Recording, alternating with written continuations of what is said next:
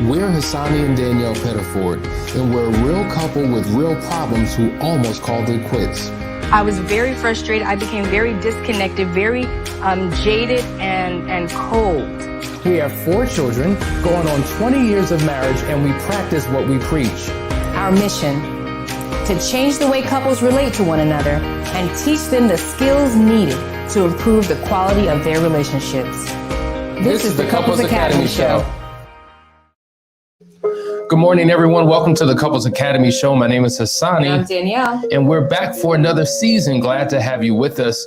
We've been missing you. We've been thinking about you. We've been talking about you. We've been praying about you. We've been planning on taking it to the next level, right? Because there's how much can you say about certain things in relationships? Sometimes we need to bring other perspectives into the conversation and bring what's going on in the real world in the conversation. So yesterday, what was it that we had? Was it marriage in the news? I would love for you guys to just comment and let us know how did you like that segment? We want to know if we're giving you and serving you in the way that you need. But I want to make sure that I invite you to come on here. Let us know who you are and where you're from. So just drop in there, hey, it's so-and-so from so-and-so, so that we can acknowledge you and see where you're coming from. And also, don't forget, always like, share, and subscribe, and tell your friends and family about the Couples Academy Show. We're here to stay, and we want to make sure we make a huge impact in marriage. Absolutely, guys. Listen, we're going to jump right into today's topic. We're talking about intimacy, the importance of intimacy in your relationship. You know, it's the one thing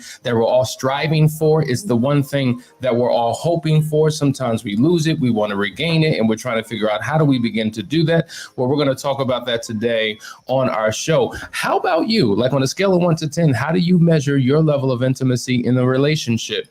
Like if 1 was horrible, we have little intimacy. If 10 is, it is off the charts, off the rockets, and we are just flowing. Right. Where are you? I mean, I feel like I can see completely straight through you. Into me see. I see you. I don't know how the tone of that was. I don't know if that's a good thing or a bad thing. Don't you see through me? I mean, I see through your. How can that be a bad thing? Into me see. Yeah, I see straight through you. And that's the definition. Well, that's the point. To me, that's the point. See. There's no blocks. There's no walls. There's no hindrances or anything that keep me from understanding or whatever. I don't have to perceive things. I just get it. I understand. Mm-hmm. And when you have true intimacy, you have the ability to ask for clarity without any objection. Yeah. Right. So that's real intimacy. That's me being able to see into you, into your world, and who you are and why you are who you are. You know, what's so powerful about intimacy, you know, earlier in a relationship, when you're getting to know someone, we always talk about these 4 seasons of a successful relationship. In the dating season, right? That's when you're asking questions. It's like the interview. You're going back and forth. What's your favorite this? What do you like about that?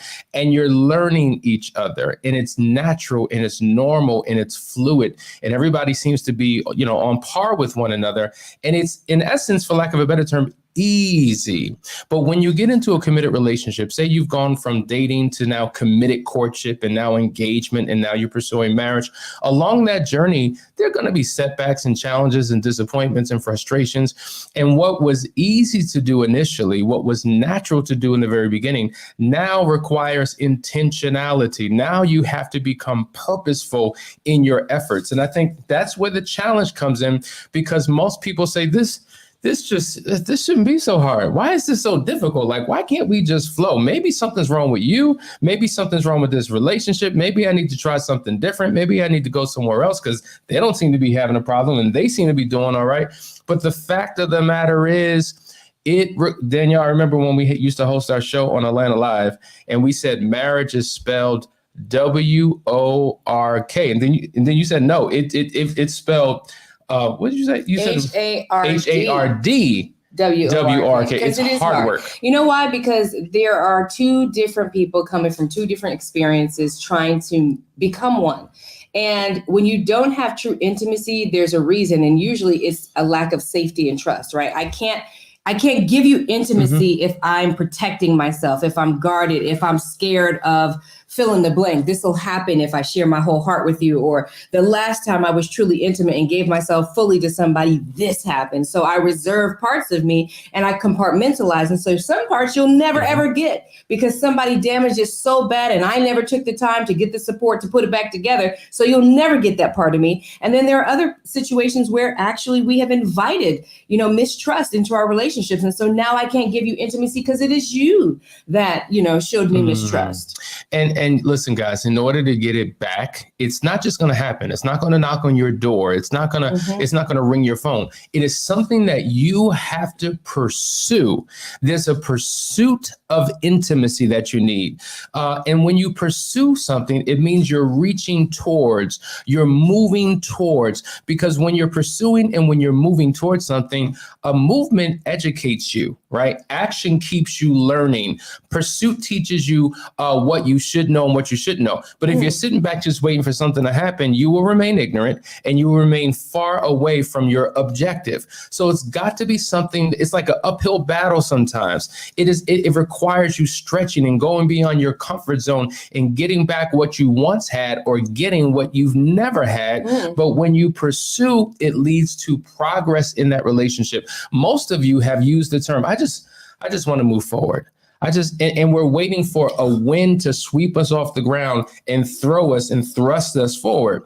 It requires you getting up off your shoulders, putting one foot in front of the other and doing what it takes to work this thing out. A wise person once said that in order for you to heal your future, you must go back and heal your past. So a lot of times we're struggling and trying to just move forward. I just want to move forward. And you're fighting for intimacy that you've left the broken pieces behind you. And you got to go back and put that stuff together so that you can have that true intimacy that you desire. There was a powerful book called Soul Cravings by Erwin Raphael McManus. And he says, eloquently about intimacy, he says, we are most alive when we find it, most devastated when we lose it, most empty when we give up on it, most inhumane when we betray it, and most passionate when we pursue it. What a powerful quote. That is powerful. What a powerful quote. And many of us have been on every single angle or perspective or side of intimacy as it relates to that particular quote. And the reality is, no matter how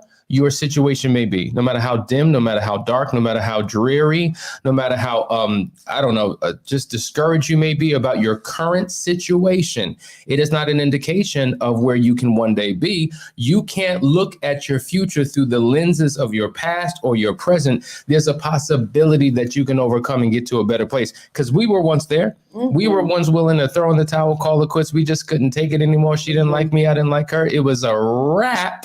But we were willing to do something about it. And we put in that effort. And here we are today. I think it's interesting because I'm actually thinking about couples in my mind who, they struggle to show intimacy because it's perceived differently, right? Like I'm trying to show you who I truly am, but somehow everything that I do is offending you.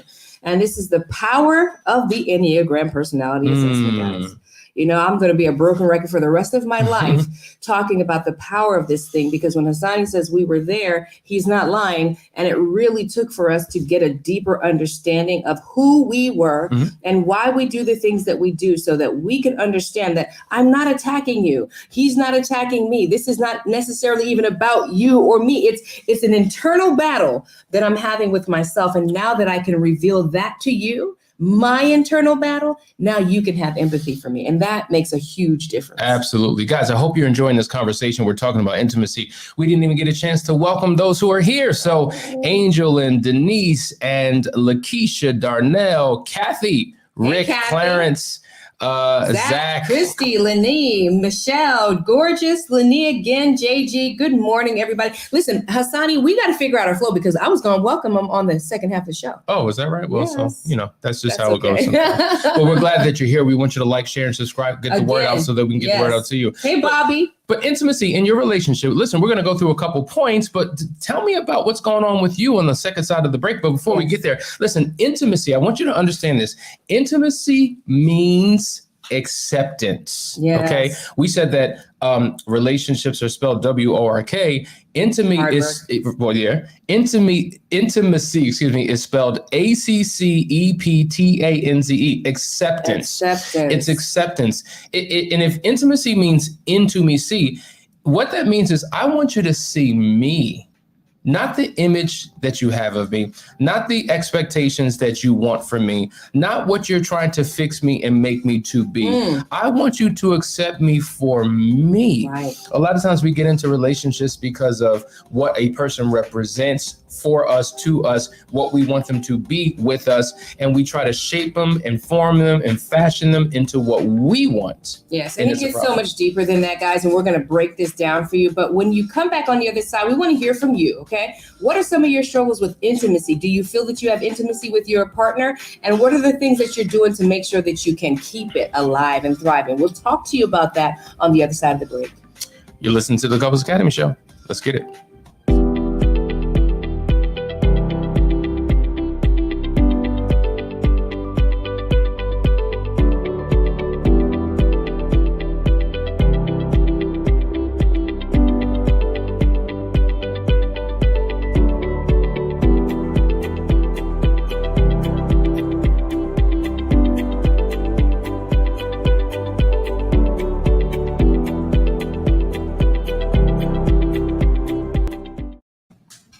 Have you been struggling with issues that have gone unresolved for significant amounts of time? Are you desperate for change but don't know exactly what to do? Well, Couples Academy has the answer. The Gottman Relationship Checkup is a clinical tool that scientifically evaluates relationship strengths and challenges through a comprehensive assessment based upon 40 years of research. With it, each partner completes the assessment in 5 key sections: friendship and intimacy, trust and safety, conflict management, shared meaning, and individual areas of concern. This personalized report provides detailed analysis, flags areas of concern, and suggests specific treatment options that we will discuss together. The insight gained from this assessment will help to take you off the road of recovery and place you on the path to fulfillment. If you're ready to experience quantum growth in your marriage, contact Couples Academy today. Hey, welcome back, guys. You're watching the Couples Academy Show, and I just want to acknowledge some folks. It says, hey, missed you. Wait, how do I click on this, husband? Hold on. Just click on it. It ain't Wife. clicking. It ain't clicking. We'll just flow. Okay. Well, Talisha, thank you for acknowledging that we're back. It is so good to be back. We've been really hungry to get back to this and start talking to you guys about some of these tips. Zach was saying that what did Zach say? I can't find these. Oh my gosh, you're back. We miss you. I can't find it. I don't know what's going I on. don't know what's wrong with my screen. See, technology. Listen, guys. Technology will do you wrong at the wrong time. But I just want to acknowledge everybody because my screen. Here we is go. frozen. Oh my Thank God, you. where have you been? Thank you. Oh my God, where have you been? Carlton says, so glad y'all are back. Y'all have done wonders for our marriage. Thank you guys for the acknowledgement. When you come on here, just make sure that you say where you're from. We want to acknowledge you and see exactly where folks are tuning in from. We've had people tune in from all over the world, and it was really fun last season to be able to document that. And actually, I got to update y'all on the map. The map is getting really colorful because we've scratched off so many places around the world where you guys are tuning in. But that is a testament to how impactful we as couples can be. When we start to spread this word, we start to transform our worlds and the impact of marriage on the world. So let's keep doing that. So yesterday, I had to have Danielle go out to the store. I think I was busy here at the house, and I said, my key died. Oh, the And key I fob. think the little battery died, and she had to go out and get these batteries so I could plug them back into my little key fob. So Did I could that start work? my phone. It worked. Okay, It worked. goody. Right. So the point is, there are keys that we have that open up doors in our lives. You have a key that opens up the car door and gets it started. You have a house key that opens up the house door that allows you to get in. Keys to do many different things. Well, the key that unlocks the door to a person's heart Whoops. is acceptance. Oh, Right? I accept you. I accept you too, babe, Okay. for all your greatness.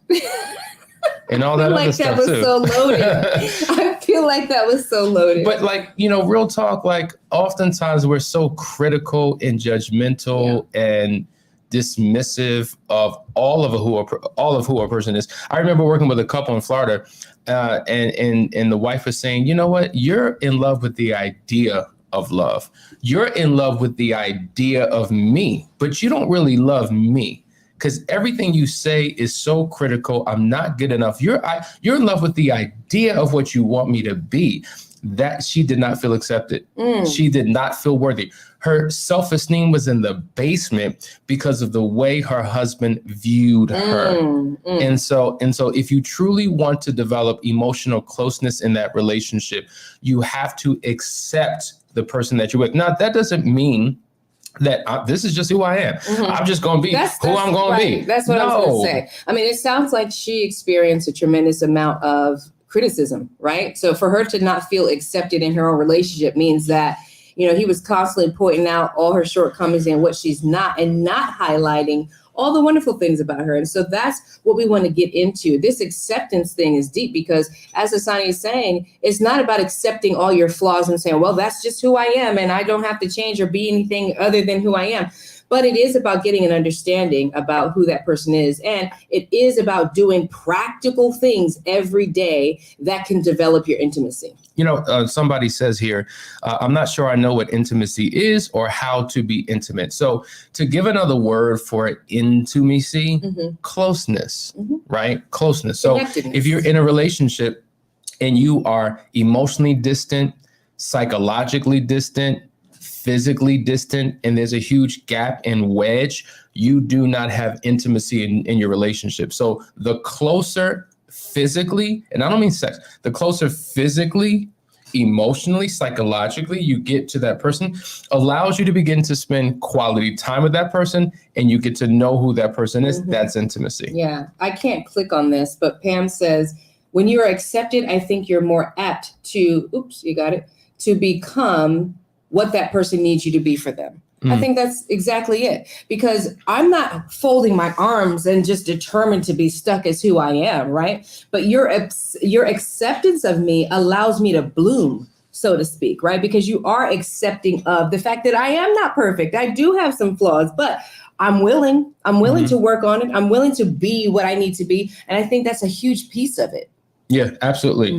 And these are the things that we have to do in order to begin to have a level of intimacy in our relationship. So number one, we were talking about how intimacy equals acceptance. Let's go through these tips and these steps to give you what you need. Okay, so the next one would be laughter. Laughter is huge, guys. And you know what? I remember I'm a laughter person. Like, I love humor. I love funny movies. I love going to the comedy show. I love doing practical jokes. I just love doing things that make me laugh for sure, right? But in the beginning, Hassani he's not necessarily a laughy guy. He's a pretty serious guy. And I knew that we were developing true intimacy when I'm not going to tell folks what you did. I'm not going to tell folks what you did. But you intentionally made me laugh so hard one day. What'd I do? I can't tell him. Okay. I can't tell him what you did. But it was very intentional and it was hilarious. I think I know what you're talking about. Yeah, and it's not his MO. And so if anybody ever had Hassani try to tell a joke, it's the driest joke on the planet. He's not a jokester at all. I'm the jokester. That's not true. That's not true at all. First of all, I don't have to convince these folks. They know you. It's true, okay? However, he tries. He tries to be humorous. Even though his jokes are dry, he tries. And that speaks to my love language because I need to laugh. That's intimacy, and him laughing at my jokes. See, what did I always say to you? Well, I'm funny to me. Didn't I always say that? Because I would crack some funny jokes and I'd be cracking up and Hassani would look just like that. How important is it for you that your spouse laugh with you or laugh at things? Yeah, just laugh with you. It's important. Right, not laugh at you, laugh with you. Not laugh at you, but laugh with you. It's so interesting. We just had a couple here that did an intensive, and they said something that another couple said a couple weeks ago. I haven't laughed with you in years. See?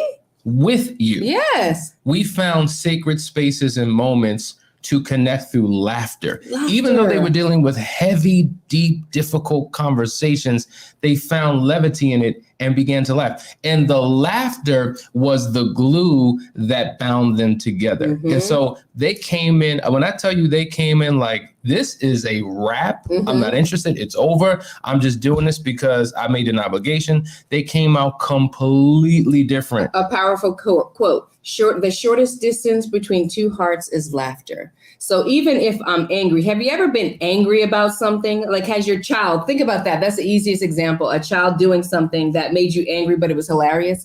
Like, it's like it bonds, it connects. You can't be but so mad when there's something to laugh about. So try to bring laughter into your relationship. So Kathy says, I think I agree with Danielle on the jokes. I don't know what you're talking about, Kathy, but Thank you're talking you, about Kathy. how I don't tell jokes I know, and I'm not funny. I don't have to prove. I rebuke that. I reject that. I don't receive that. I'm glad he's rebuking and rejecting it because it's necessary. You see? At any rate, so Okay. let's go to the next point. You got to laugh. But listen, sometimes you got to cry. You got to be able to cry together. And see, that is a deep level of intimacy. Yes, it is. Do you know how many people hide in corners and close doors and go in Didn't other TD Jakes write the areas? book Men Cry in the Dark? No, he didn't write that book. Who was it? Sorry. That was somebody. that was somebody else. But it was that a is good a book book. nonetheless. I think that was the radio show See, host. he wants to try to be funny now But because he's men- trying to prove me wrong, but he's not funny. But men do cry in the dark, right? Because for men, we're taught that a man can't cry, a man can't be soft and weak. And to be honest, Yeah. certain women who have been raised to That's be right. hard Right. and strong, and I don't need anybody, I can do it all by myself, they don't show vulnerability either. That's true. And that's why a lot of men and women who are so hard on the outside, they never get their need met. That's right. Like they're projecting this image of strength to the world, and their strength benefits everybody else but themselves. So everybody assumes, well, they're good, they're all right, they don't need nothing, and they're crying on the People inside. assume, especially with women, and men, they assume that you're strong because you don't show those emotions. But there's two things that could be going on. One thing could be that you were raised not to show emotion, like you said, with men, and also women are taught that as well. The other thing is that when you've been hurt so many times, you have no more tears to cry. And that's a big issue too. It does toughen your exterior when you've been through so many things. I talk about this all the time, and I know we're wrapping up this point. You know, I've been through a lot of things in my life. And so when people come to me and they're crying and they're upset, I'm not necessarily that moved emotionally because I've been through tough things. I'm more of a strong beacon at that moment because I've been through so many things. So sometimes we got to crack that tough shell to get inside, let our spouses know what our needs are so that we can have our needs met. Sometimes we're showing up too strong, too tough, too resilient, and there's no room for your spouse to share. And we're going to talk more about this cry point on the other side of this break. But listen, we'll be right back. You're watching the Couples Academy Show.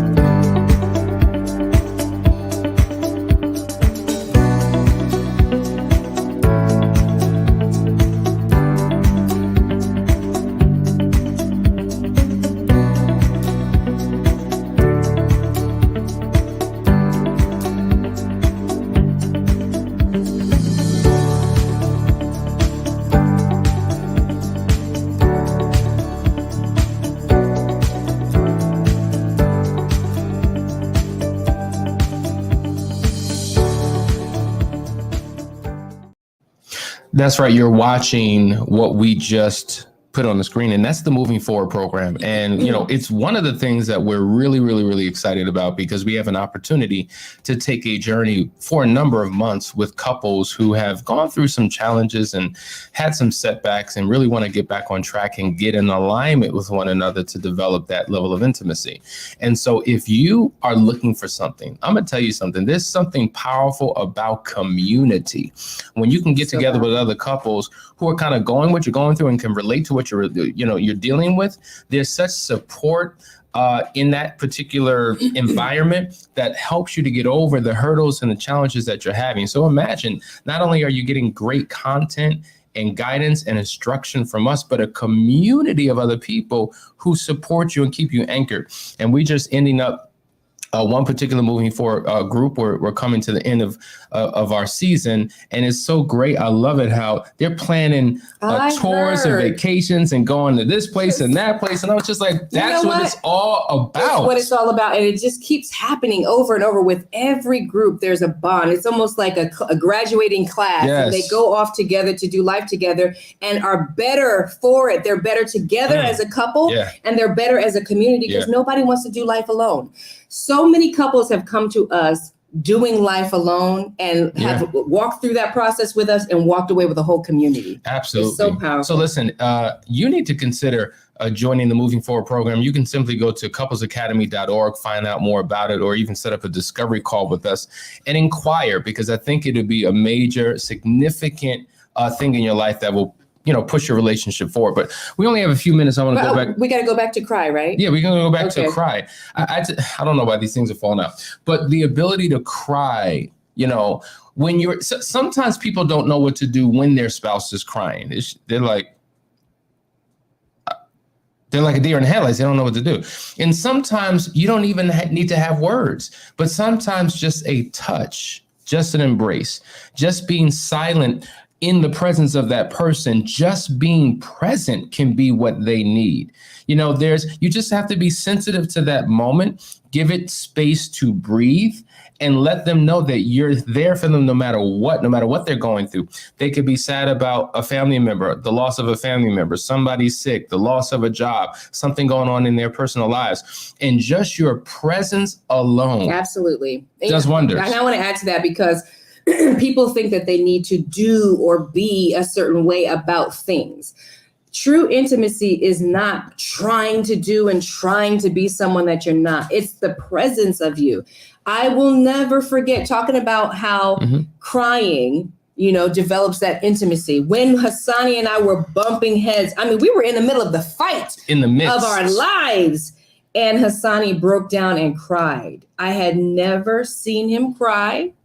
That was a huge moment because all that time I thought literally you just must not have no soul. Like do you feel anything? Do you get angry? Do you get sad? Because you have the staunch look. I don't know what to read. I couldn't read him.